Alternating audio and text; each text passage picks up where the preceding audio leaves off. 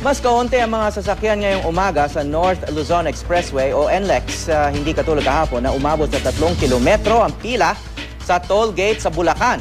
Kamustahin naman natin ang lagay ng trapiko doon sa News to Go ni Jay Sabale live. Jay.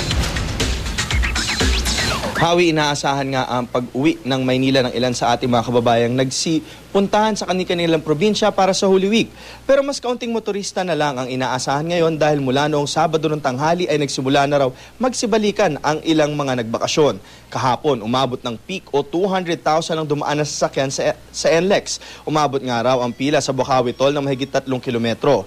Kanina bago mag-alas 8 ng umaga ay nag-queuing ang Bukawi Toll kaya nagbukas ng spare lane. Nasa 1 kilometro rin kanina ang haba ng pila sa Balintawak Toll na nag-spill over na sa Balintawak Cloverleaf.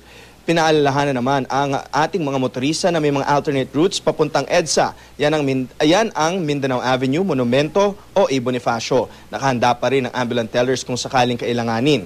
Ready ang mga traffic enforcers pati on-site investigator. At effective pa rin ang speed limit na 60 km per hour na pinakamababa at 100 km per hour para sa mga kotse. Sa mga bus at truck naman, 80 km ang maximum speed. Para mas mabilis ang biyahe, maaari lamang na maghanda ng exact toll. Wala ring napaulat na aksidente mula kagabi. Kung gustong i-check ang traffic situation, mag-log on sa www.tollways.net.ph o Twitter account na NLEX Traffic.